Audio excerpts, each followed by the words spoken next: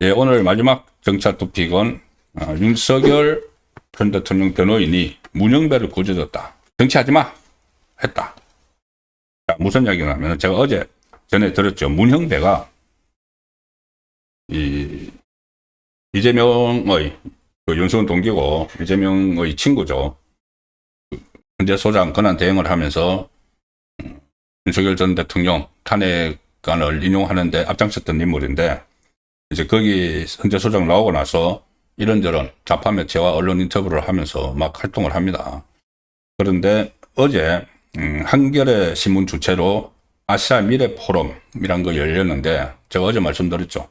아시아 미래 포럼에 기조 강연을 하면서 아시아 미래하고 이게 무슨 상관이 있습니까? 갑자기 이 윤석열 전 대통령에 대한 구속 취소 이야기를 합니다. 기조 강연에서. 법원이 정치적으로 오해받을 결정을 하고 있다. 그게 어떻게 구속 취소가 되느냐? 여태까지 계속 구속 시간을 날짜로 계산했는데 왜 그 사건만 시간으로 계산하느냐? 누가 봐도 의심을 할 수밖에 없는 사건이다. 자, 이렇게 비판을 합니다. 여기에 대해서 오늘 지기현 부장판사가 재판장으로 있는 서울중앙지법 형사 25부 재판이 열렸습니다. 윤석열 전 대통령은 이제 출석을 하지 않았고, 그 자리에 이제 지기현 부장판사가 윤석열 전 대통령 구속 취소를 한 지기현 부장판사가 재판장으로 있는 그 재판에서 이거를 김홍일 변호사, 윤석열 전 대통령 김홍일 변호사, 일종의 멘토죠. 김홍일 변호사가 지기현 판사 앞에서 이야기를 꺼내는 겁니다. 문영배가 한 말이 이거 맞는 말이 아니다. 이렇게 이야기합니다. 어제 전헌재 소장 권한 대행이 법원이 정치적으로 오해받을 결정을 하고 있다면서 윤석열 전 대통령 구속 취소 결정을 비판을 했는데, 그건 법조인으로서 적절치 않은 언급이다. 이렇게 직격탄을 날립니다. 김홍일 변호사는 그때 헌재 심리에도 계속 가서 문영배와 부딪혔죠. 이렇게 이야기했습니다. 오늘 법정에서 지기현 판사 앞에서 김홍일 변호사가 윤석열 전 대통령의 구속 취소 결정은 단순히 구속 시간 결정이 그러니까 1단이냐 시단이냐가 아니다. 적법 절차 위법성에 대한 종합적 고려다. 그런데도 일부 편향적인 정치권과 함께 특정 법관을 비판하는 것은, 그러니까 지기현 판사를 비판하는 것은 전직 헌재 소장 권한 대행이자 법조인으로서 정치적 은사가 아닌가 의심된다. 헌재 수장 직무 대행이었던 분이 사법부를 흔들면서 정치적 운동을 일삼는 게 적절한가?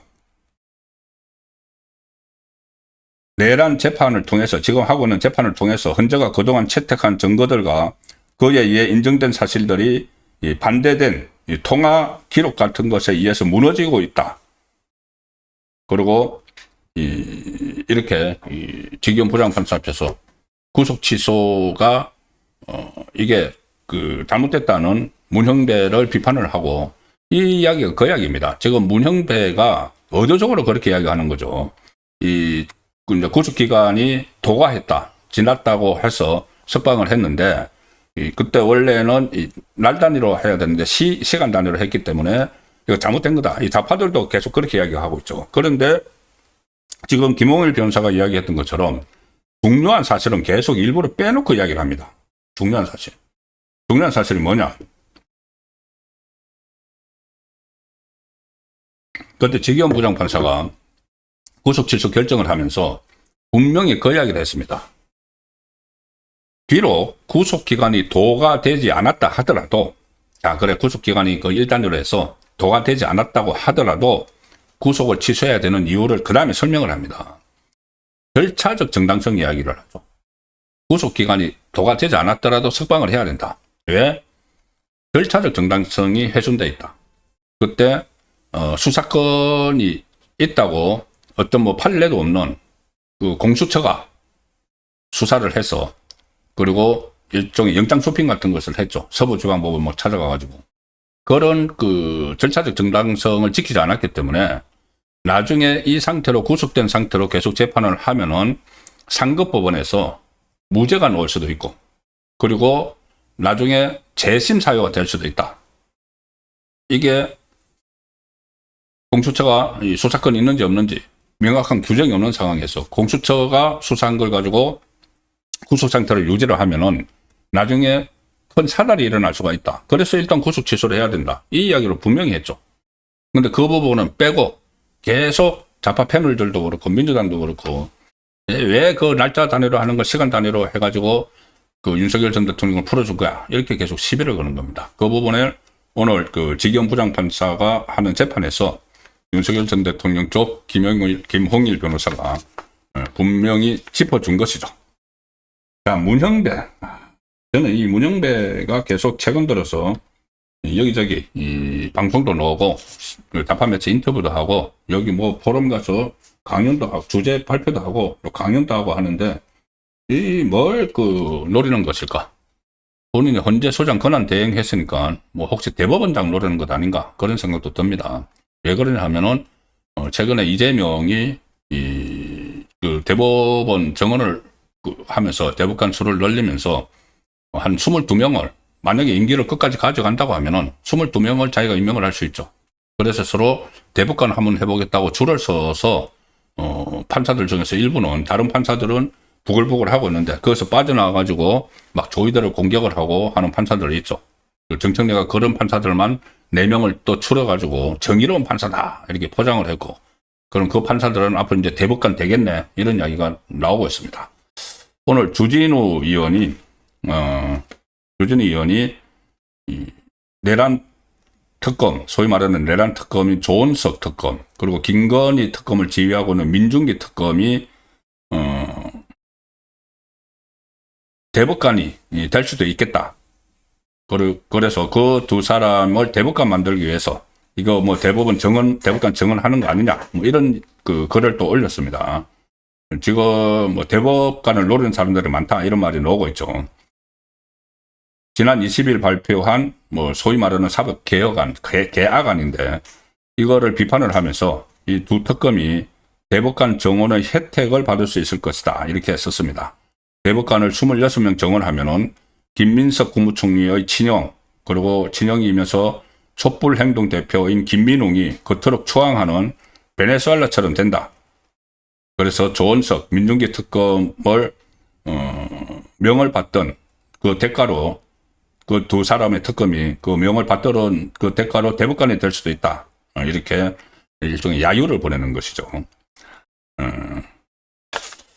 예, 오늘 이 여러 가지 또 법률적인 문제가 상당히 많았습니다. 국회에서 또 이재명 재판 속행을 놓고 또 일부 오늘 특검이 오늘 그 새벽이죠. 오늘 새벽에 그 영장을 청구를 했던 소위 말하는 외압 의혹, 그 최수건 상병 외압 의혹을 받았던 그 6명, 무더기로, 그건 5명이네요. 5명을 무더기로 영장을 청구했는데 전부 다 기각이 돼버렸죠. 그래서 이제 특검이 점차 활동이 위축되는 것 아닌가, 이런 말도 오늘 그 증가에서 계속 나왔습니다. 네, 오늘 마지막 소식 하나 전해드리고 마무리하도록 하겠습니다. 제가 오늘 처음에 시작을 하면서 이재명의 이 안보 문제에 대해서 그 그러니까 국군 통수권자로서 도대체 자격이 있느냐는 말씀을 드렸는데, 그것과 조금 연상되는 내용을 하나 전해드리면서 마무리하겠습니다. 박정희 전 대통령의 아들이 박지만 씨죠. 박지만 씨의 장남, 그러니까 박정희 전 대통령의 장손이 됩니다.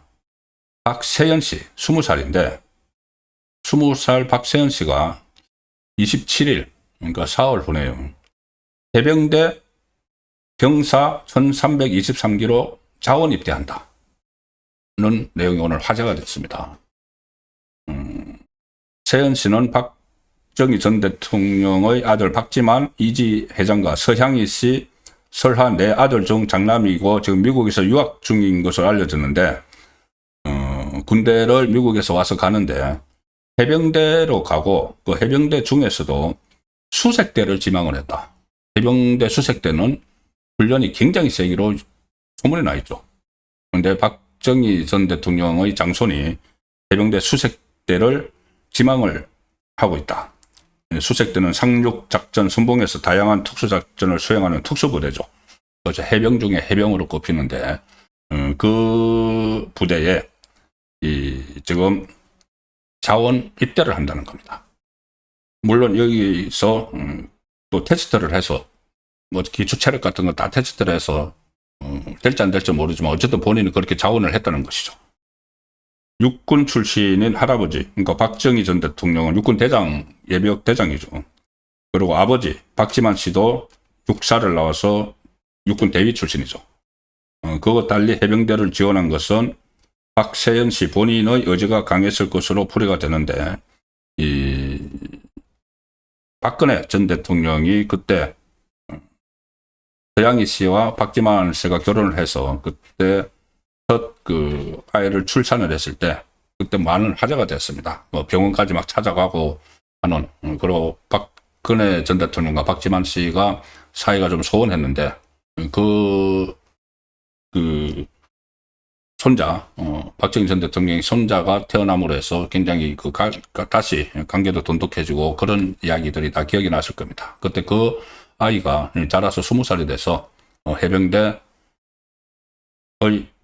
해병 중에 해병, 수색대를 지망을 했다는 내용을 전해드렸습니다. 제일 처음에 편머리에 보내드린 이재명의 이 안보 무관 신청 이런 것과도 연결이 돼서 별도로 말씀드렸습니다.